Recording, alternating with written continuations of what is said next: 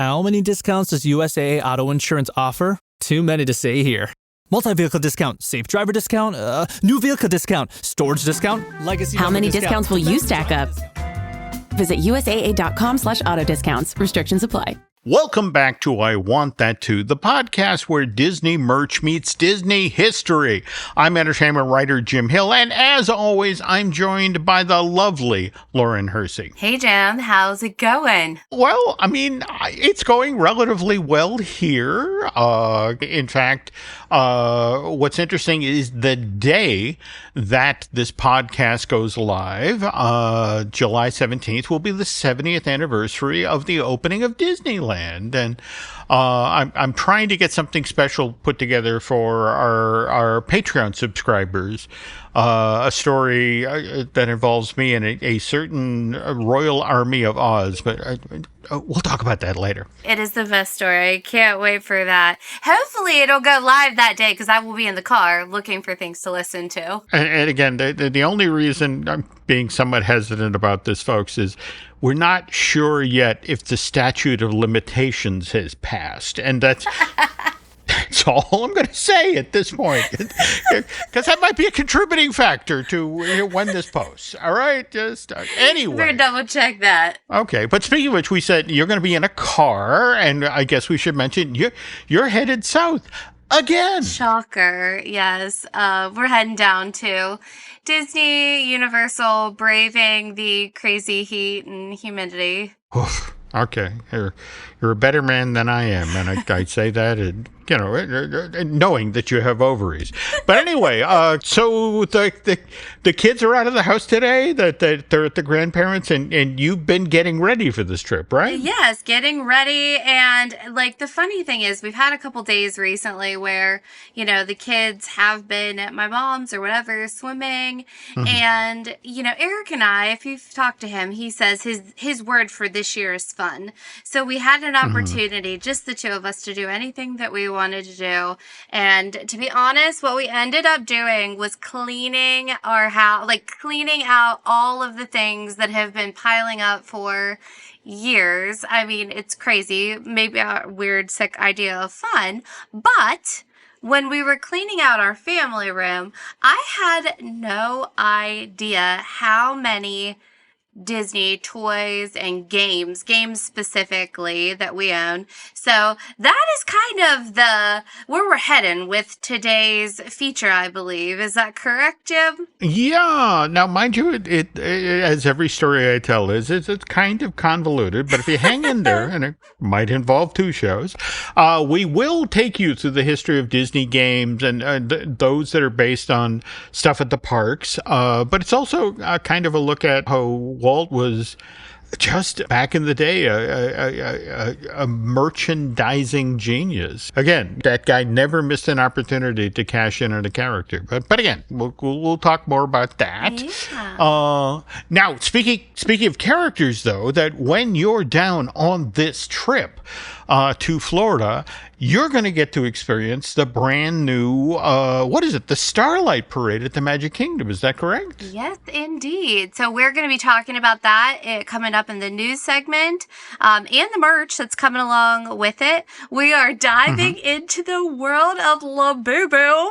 I am so excited to tell Jim all about Labubu. You might be a little scared. Okay, just be clear here. Labubu. That's a real name. Okay. I'm all right. so glad you're going to get an education. It makes me more excited than you possibly could ever know. Okay. So it's coming up. Stay tuned. And then we're also going to look at a quick Christmas in July at the Disney store and see what types of ornaments are coming out for the holidays. But before we do that, why don't we thank our sponsor? All right, and that is, of course, unlockmagic.com. Now, if you're planning a visit to Walt Disney World or Universal Orlando, our friends at unlockmagic.com can help you save. Before you even walk through the gates, they offer up to 12% off theme park tickets. And by the way, this is the same trusted team behind DVC Rental Store and the DVC Resale Market, and they've already helped families save over $10 million. So whether you booked that big family vacation or sneaking away for a long weekend or just trying to get close enough to, again, get a glimpse of the new Starlight Parade, Unlock Magic can help you do it for less. Visit unlockmagic.com and make your next trip a little more magical and a lot more affordable. Okay, so we've teased this Starlight Parade, the Dream the Night Away thing, multiple times. So what do you got, Lauren? What do we got on this new nighttime entertainment, the Magic Kingdom? Yes. So to clarify, unfortunately, I was not able to get a park reservation for the opening day of the parade, so I will be there the next day. But new nighttime parade. It debuts on July 20th at the Magic Kingdom, and it's going to be performed twice nightly at 9 p.m. and 11 p.m. If you are hoping to go down for the opening of the parade or for the first night of the parade, if you don't have a park reservation right now, they're not even allowing park hopping, from what I understand when I was trying to make my own reservation. So I think it's going to be a pretty big to-do that first night, which gives me a little bit of anxiety. But we will be there the next day. Okay. Yeah. And did we allude to that this thing has an original character? Do you want to talk about that? Oh my gosh, yeah. Well, I also have to say that, like, I was a huge lover of the Main Street Electrical Light Parade. Like, and I was devastated when they, I don't know, shipped it to California or wherever it went, and I was waiting, I swear, for years for there to be another nighttime parade, because I just felt like the Magic Kingdom was not the Magic Kingdom without. And I have been waiting 10 years, it looks like, because that was the last time there was a nighttime parade at the Magic Kingdom. Isn't that wild? Well, it's interesting you mentioned that, because what the park has felt for the past couple of years is, given that the castle shows have now become a combination of, the fireworks over that structure coupled with projection mapping. The feeling was that, all right, this is our entertainment offering for the park. And in fact, I don't know if you remember when Disney actually took the green space in the middle of the area at the top of Main Street around the hub, and took those lawns and turned them into corrals, where, in fact, you used to be able to get a fast pass to get into one of the corrals, so you'd be directly in front of the castle for the fireworks and the projection mapping show. But the interesting thing is that Disney, of course, pays attention to surveys and comments online, and the very thing that you said, that it's been 10 years without this park having a parade, especially a nighttime parade, so it's time. It's coming back. Yes, and I mean, like, I could not find where I saw or heard it, and maybe it was from you, Jim, that Disney was putting as much marketing focus and funds to back this up than they would for, like, a big opening attraction. Did I hear that from you? Did I make it up? No, I've actually been trying to look away, because, again, I'm much older than you. So I remember, for example, in 1991, as part of Disney World's 20th anniversary, they debuted Spectro Magic. And I enjoyed that parade so much that on opening night, after watching it roll out on Main Street, I then hustled through the park and was able to get back to Frontierland to watch these very same parade units roll backstage. That's how good a show it was. We crossed the entire park to see it again on opening night. But same thing. That went away in the early 2000s. And never came back. It was always something I enjoyed watching in the park. So I'm not going to lie, Lauren, my bar for Starlight Parade is pretty high. They really have to deliver the goods, because, to be honest, we've been waiting. Right, but I watched the special. It came out 2 days ago on the Imagineering YouTube, the program, I guess, on the channel is, we call it Imagineering. And this one was specifically about the parade. So I feel like I learned a lot about it. And it sounds like they're trying to bring together the best of Spectrum Magic and the Main Street Electrical Light Parade. And they're paying homage to that. They're doing it through the music, because wasn't Spectrum Magic more like orchestra type of music? It was. And what was interesting is it wasn't a march, it was a waltz. And that was kind of an interesting choice. But yes. And by the way, what's interesting about, they are acknowledging that, obviously they're paying tribute to Spectrum Magic and the original Electric Light Parade. But what's interesting is this new character they're bringing into the parade, and Lauren will talk about them shortly, is actually inspired by the lead parade float for the Tokyo version of the Electric Light Parade. I mean, have you ever seen the train for the Tokyo version of the Electric Light Parade? I have not. Oh, you have to see it. It is crazy. There isn't a thing on that thing that isn't animated. The smokestack wags back and forth, and, lights change multiple times in different ways. And no, it's a character in and of itself, which again brings us now to tell the nice folks about Whimsy. All right, I will tell you about Whimsy. And Whimsy is the new park character that is going to actually be the finale. Float is being pulled by Whimsy. And it kind of looks like a Thomas the Train kind of situation, where you have like the LED face. And from what I could tell, they were basing it off of the vintage Silly Symphony animation. This parade is like a tribute rolling down the street. Like, it opens up with the Blue Fairy from the Main Street Electrical Light Parade. Then it goes to Peter Pan, then followed by Encanto, Frozen, Coco, Moana, and then we get to Whimsy. And Whimsy then is bringing in all of our favorite Disney characters and friends. And then kind of at the end, as a nod to Spectrum Magic, you're going to see a new Jiminy Cricket animation, hand-drawn, the way that parade ended. And what's interesting is that, I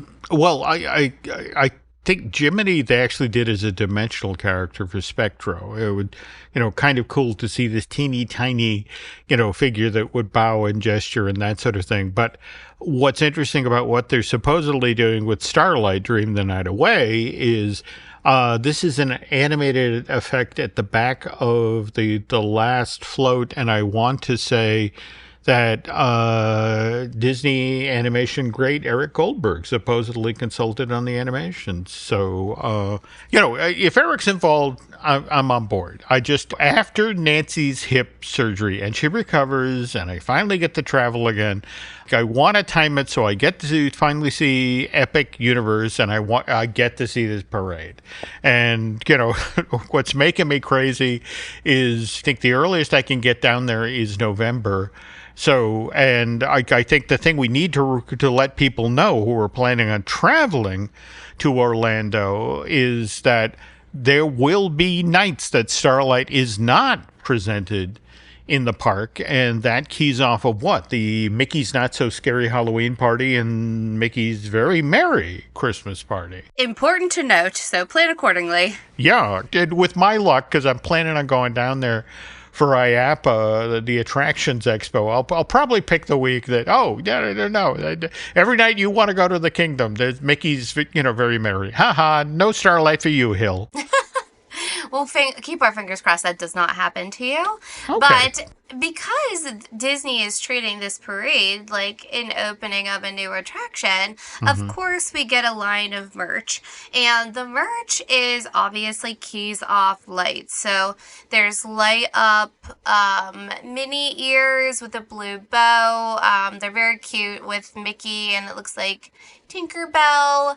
And the light up continues. There's these new Mickey wands that I believe go with the lights and the sounds of the parade. They're a wand, and it looks like it's held by a Mickey hand. Those are the only light up items, but there is a t-shirt. There's actually a blanket, which I thought was kind of cool and weird because it's going to be 1,000 degrees in Florida.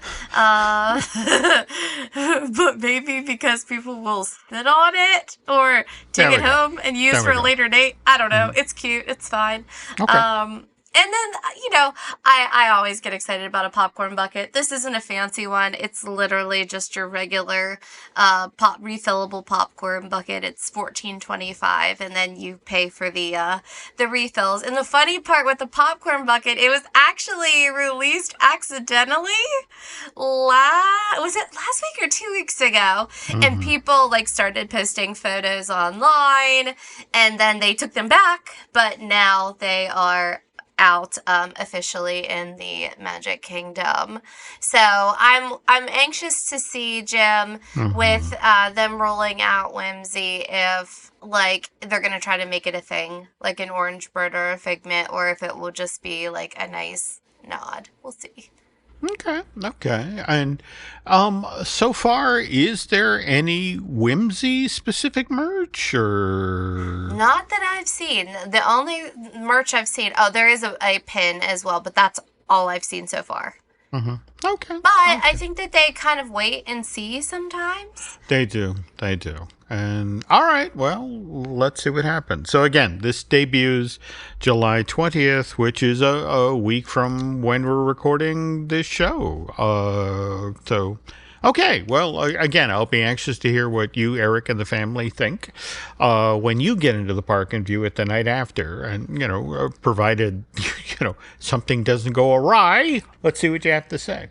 Okay, moving on to the other thing. You mentioned the La Boo Boo. And again, this isn't like Quick Draw McGraw and his little friend Baba Louie, right? What is a La Boo Boo? Jim, I can't believe you don't know what a La Boo Boo is. So, La Boo Boos have gone absolutely viral for collectors, and now they're making their way into Disney, which I did not know.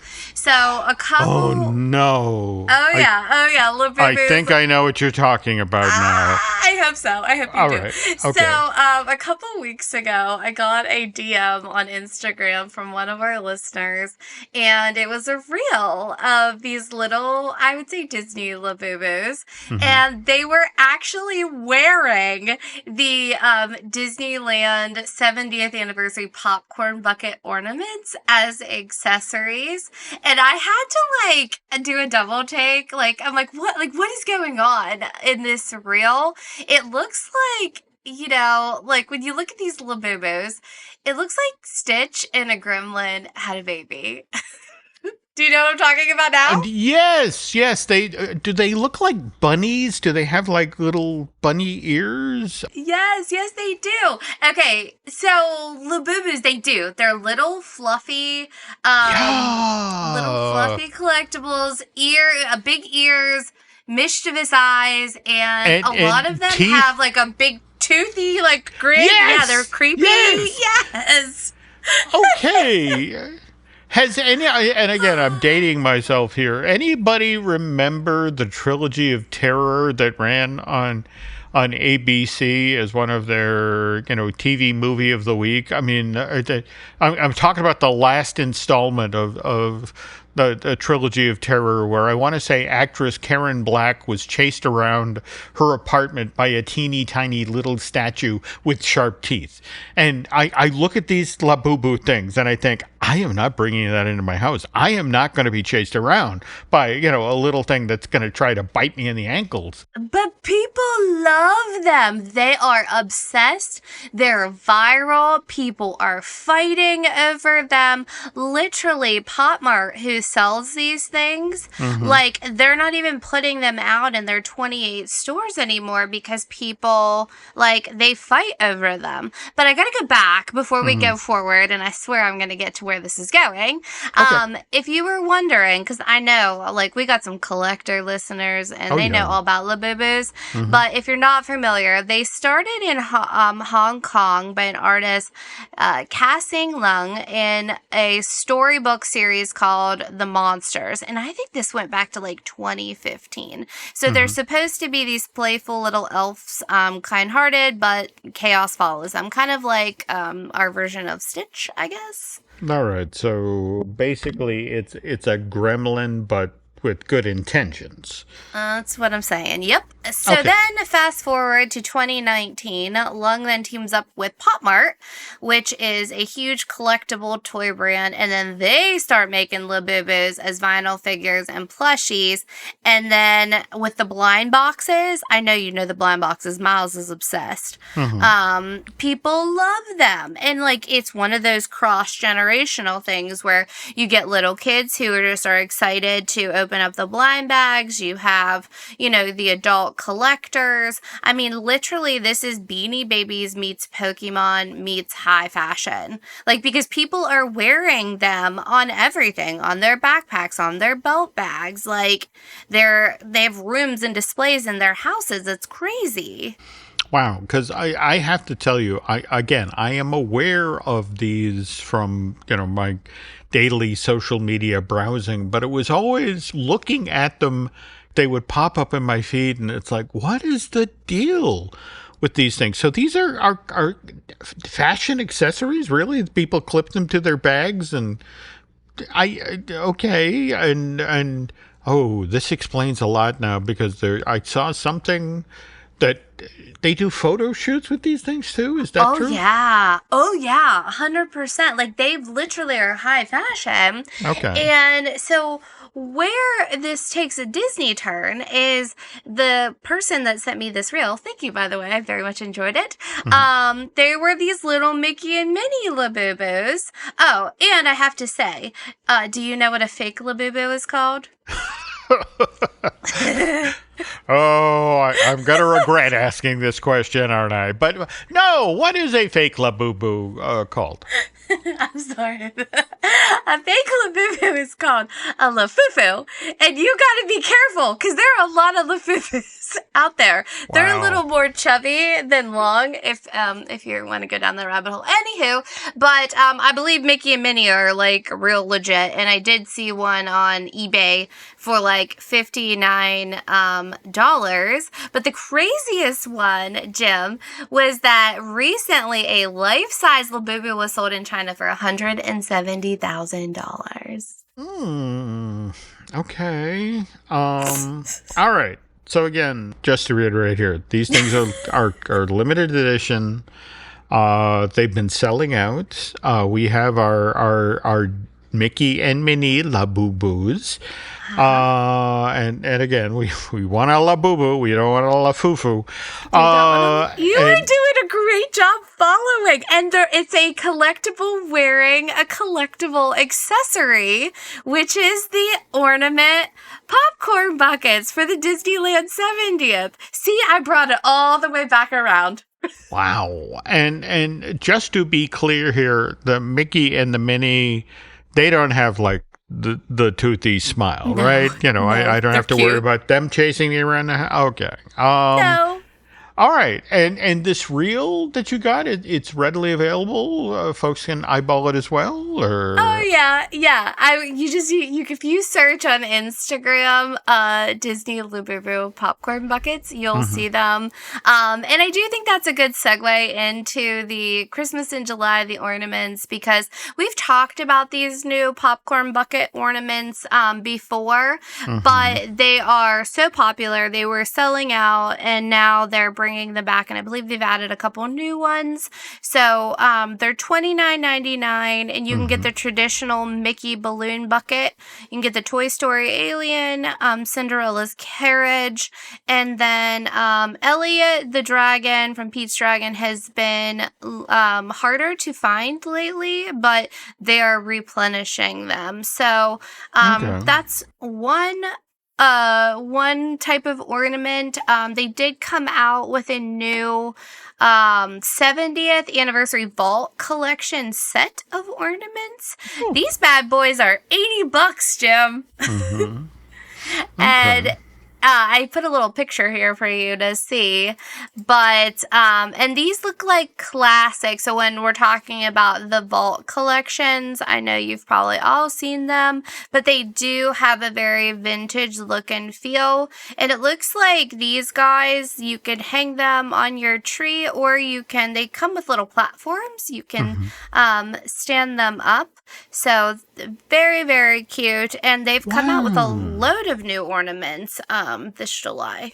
And forgive me for just throwing this out here, but do we know who designed these? Because these look a lot like Kevin and Jody's work. Jody Daly and Kevin. I'm sorry, Kevin. I'm blanking the last name. I'm old. I forget things. But these guys have done wonderful stylized stuff for the parks, especially the retro. Again, I remember them doing some stuff for the 50th, and these just just sort of resonate of Kevin and Jody's stuff. So if anybody knows for sure if these are Kevin and Jody, please let me know. But wow! So you get the full set for $80? Is that the deal? Yeah. So that's 7, and it says 7-piece ornaments representing 6 lands in the park, plus Mickey as the host. Okay. I just again, I'm a huge fan of Kevin and Jody's work, so it's and again, they do this sort of wonderful stylized stuff. So, well, here, tell you what, we'll find out and talk about this in a future show. So, and toward that end, I guess it's time to get ready for the feature, which, trust me, we'll get there eventually. We're going to talk about games tied to the Disney theme parks. But before we do that, there's this. With a major selection of the looks your kiddos love, starting at just $4 in the Walmart app, a new school year means a stylish new them. Who knew? Find skater skirts and Crocs that say, I'm casual but cool. Sparkly sneakers that say, it's my classroom, you're just learning in it. And preppy polos that say, I'm the teacher's pet, even if they're mommy's menace at home. Find their favorite styles starting at just $4 in the app. The Walmart you thought you knew is now new. How do you top your love for your cat? With a cascade of decadent savory gravy over a mouth-watering mousse pâté. Fancy Feast gems. 2 gourmet pâtés in 1 convenient pack. Simply peel and plate to reveal a pyramid shape that makes eating delightful and pamper her with an experience as extraordinary as she is. Turn the everyday into the extraordinary with Fancy Feast gems. This episode is sponsored by Friskies, who would like to tell your cats hi. Now, if that didn't get your cat's attention, there's one thing that always does the trick. Just pour some Friskies crunchy food in the bowl and you'll hear those paws come running. Works every time. With so many Friskies choices, you can always bring your cats running from their secret napping spots. There's always more to explore. See for yourself at friskies.com or visit your local store.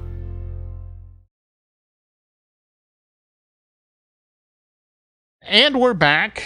Okay. Now, Lauren, a lot of folks who listen to this podcast don't know about your day job, but you work in television, right? I do work in television. Okay.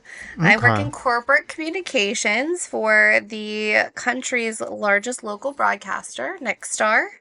Okay. Well, I bring that up because, the story we're about to tell is very, very much about the early days of television. In fact, this is the early 1950s where TV was the bad guy, at least as far as Hollywood was concerned. And Some of the stats from this part of the story just fascinate me, Lauren. I mean, for example, back in 1950, only 9% of homes in the United States had televisions. But just 3 years later, 1953, that number had jumped to 44% of all homes in America. So, going from 10% to almost half. And Hollywood was doing everything it could to fight television back then. And the notion was, okay, how do we fight this thing on a tiny screen that's in black and white? Oh, we make movies in Technicolor, and we put them on the biggest possible screen in the CinemaScope or the Panorama or a Panavision format. Didn't help. In 1950, 60 million people were going to the movies every week. By 1953, that had dropped to 44 million. So more than a quarter of Americans were now staying home, not going to the movie theaters, staying home to watch television. And Walt Disney saw this, and he alone, of all the moguls that were out in Hollywood at the time, he saw the handwriting on the wall. He realized that fighting television was useless, that if anything, the smart play at this point in history was to embrace this brand new medium. And again, just to put this in context, this all happens, Lauren, inside of 5 years. NBC, CBS, and Dumont Network, and ABC only began broadcasting 5 nights a week with an actual primetime schedule in 48. And back then, the one-hit show, the breakthrough show, was the Texaco Star Theater with Milton Berle. That debuts in 48. But anyway, and let's be clear here. Walt had dabbled in television. I mean, for example, in 1950, he did an hour-long television show, One Hour in Wonderland. It aired on Christmas Day on CBS, and it was basically to promote the upcoming release of Alice in Wonderland. And it did so well that the very next year, he's back on CBS, again on Christmas Day, with the Walt Disney Christmas Show, which is supposed to promote the upcoming release of Peter Pan, as well as an upcoming re-release of Snow White and the Seven Dwarfs. And so Walt saw these 2-hour-long TV specials, saw the impact they had on the box office of Alice in Wonderland and Peter Pan. But more to the point, what they did for the public's awareness of these 2 full-length animated films. So Walt wondered, well, what would happen if Disney Studios produced a weekly TV series? Could I do that for every single movie my studio is making? And also, let's not lie here, Walt had a hidden motive. He was also looking for funding at this time for his family fun park. But at the same time, he'd love to have a way to promote this regularly to the what he hoped would be the theme park ticket buying public. Now, this part of the story, I think you'll find fascinating, Lauren, because I have a copy of the document that the Stanford Research Institute prepared for Walt in 1953. It doesn't have a very sexy title. It's an analysis of location factors for Disneyland. But this is the actual document that Walt used when he decided where he was going to build his family fun park in Southern California. And this is the part I want to read to you today. From page 5 of this report, it reads, television will play an important part in the promotion and development of Disneyland. Field transmission generally involves remote UHF telecasting to a master station. The field unit shoots the program and beams the picture to a master telecasting station where it is then retelecast to the viewing public. And a direct line of sight is required. Intervening terrain will cause poor signal reception. If the line of sight is obstructed, the only alternate transmission at present is a direct coaxial cable connection involving much greater cost. In the Los Angeles area, master transmitters are located on Mount Wilson. Therefore, terrain between Mount Wilson and an area under consideration will have to be carefully studied. So from day day one. Walt is taking into consideration that, well, if we're going to be doing television at Disneyland, we have to have some sort of sightline to Mount Wilson to beam the UHF signal there so it can get out to the world. I weirdly feel just a little bit closer to Disney. And well, Walt. good. Well, then you'll love this part, that Disneyland was originally supposed to have a television broadcast facility on Main Street. In fact, the Main Street Opera House, which, by the way, is where the new Walt Disney A Magical Life show will be debuting later this summer as part of Disneyland's 70th anniversary, that was where the broadcast facility was supposed to be located. And in fact, that building started off life as Disneyland's lumber mill, but once construction of the park was completed, July 55, the original plan was this was going to be where they were going to transition the space into a working soundstage and shoot television shows in there. In fact, they were going to recruit audiences off of Main Street. It's like, hey, you want to come see Mickey Mouse Club? Come in here. Anyway, Walt's brother Roy, he flies out to New York City, September 53, to pitch all three networks on the idea of a Disneyland TV show, but with the understanding that the TV show and the Family Fun Park were joined at the hip. And here's the thing, Lauren. Executives at CBS and NBC, they didn't get what Roy was selling. I mean, they love the idea of a weekly Disney-produced TV show, but as for investing in this amusement park thing that Walt was pushing, it's like NBC and CBS. No. TV show, yes. Amusement park, no. Whereas ABC, I don't know if you know the stories about ABC in the 1950s, but they used to be teased a lot because they were a distant third. I mean, you could barely see them. The joke back then was that ABC stood for the Almost Broadcasting Company. Aw, I didn't hear that. Yeah, that's how few stations they had. But they were like, absolutely, whatever you want, Walt. If we get the TV show, we will absolutely be your financial partners on this Family Fun Park. Now, it takes another 6 months to negotiate the exact terms of this deal. Not officially announced till March 29th, 1954, but this is what's announced to the public and the press, that in exchange for Walt Disney's commitment to produce a weekly television series for the American Broadcasting Company, ABC Paramount, that was the name of the corporation, the parent corporation of ABC Broadcasting back then. ABC Paramount will contribute $500,000 to Disneyland and then guarantee $4.5 million in loans. And in addition for this financial arrangement, ABC will then become a 34% owner of Disneyland Inc. And some other interesting financials. ABC also gave Walt money to make his TV show. First season, he got $50,000 per episode. Second season, $60,000. Third season, $70,000. You get the idea. And only 21 episodes were produced in the first season of the Disneyland TV show. That's because they started production late in 54, 26 episodes in season 2, 3, and 4. Now, how do we get to board games? I have no idea. Well, then I'll explain after this break. Ryan Reynolds here from Mint Mobile. With the price of just about everything going up, we thought we'd bring our prices down.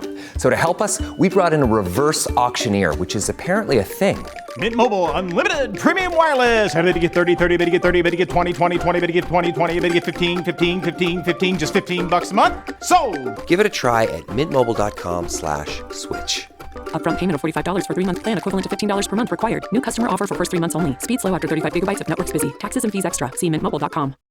This episode is brought to you by Nespresso Virtual Coffee Machines. Ready to enjoy the bold flavors of barista-quality Nespresso iced coffee at home? Simply fill a glass with ice and press the brew button on your virtual pop machine to enjoy rich double espressos roasted to stand up even when chilled. Refreshingly bold iced coffee. Refreshingly easy to make at home. Visit Nespresso.com to shop now. Brace the rudders! Raise the sails! Raise the sails! Captain, an unidentified ship is approaching. Over. Roger. Wait, is that an enterprise sales solution? Reach sales professionals, not professional sailors. With LinkedIn ads, you can target the right people by industry, job title, and more. We'll even give you a $100 credit on your next campaign. Get started today at linkedin.com/results. Terms and conditions apply. All right, and we're back. Now, Lauren, I gave you a little homework before we get started here today. I sent you an image from 1957 of the Walt Disney World Productions flowchart. Did you eyeball that? I did. All right, and can you explain to the nice people what it does? It connects all of the, I guess, divisions of Disney? Yep. And now, mind you, these are the divisions of Disney circa, 1957. Yes. So, right at the center of everything, we have the theatrical films. But what's interesting is the little lines slide off in all sorts of different directions. And for example, off of the theatrical films, we have the money that Disney makes from licensing, making merch. We also have publications, which are books and comic books, not to be confused with Disneyland Park. Likewise, the Disney Music Company. They have a whole area for just comic strips? Like what you see in the paper? No, absolutely. I mean, and every single one of these is, for example, the way it's explained on the chart that, for example, Disney Studios provides characters for merchandise licensing. Now, on the other hand, merchandise licensing in turn exploits the films that Disney Studios has in release. Now, the Disneyland TV show, that gets crazy incestuous because it's like the Disneyland TV shows plug the merchandise that the company license. It also provides an additional market for those licensees. Disney effectively says, hey, you want to promote the stuff that you have our stuff, our characters on? You can buy commercial time on Disney produced TV shows, and then we'll air the ads that then promote our Disney products. So Disney was effectively double dipping. They were selling these licensees the commercial time to promote their products, and they were getting a fee from each one of the products they sold. So, anyway, to get back to the story we're telling today, again, Walt moves into television starting in October of 54, and he is considered a traitor by all of the other folks in Hollywood. He's gone over to the enemy side. He's producing shows for television. Now, what changes everyone's mind is what happens December 8th, 1954. This is when, Lauren, on an episode of the Disneyland television show, a show here is called Operation Undersea. And what this basically is, Lauren, is an hour-long documentary on the making of Disney's live-action version of 20,000 Leagues, which, by the way, wouldn't open in theaters till 2 weeks later on December 23rd, 1954. Now, 20,000 Leagues becomes a smash hit at the box office. Wins 2 Academy Awards, one for Best Direction, one for Best Visual Effects. But Lauren, you'll especially love this. May 7th, 1955, Operation Undersea. And again, that's the episode of the Disneyland TV show that promoted the theatrical release of 20,000 Leagues. It wins an Emmy for the best individual program of the year. And so all of the other moguls in Hollywood at this moment suddenly realized the mistake. It's like Walt Disney's not only using television in this bold new way to promote his studio's films and his soon-to-open Family Fun Park, but he's also become a major player in this same medium. I mean, because it's not just the Disneyland TV show, it's the Mickey Mouse Club TV show running weekday afternoons on ABC, and just a year or so down the line, there's also the Zorro show. And now the other studios are like, ooh, we have to catch up. So MGM actually reaches out to ABC and says, we want what Walt got.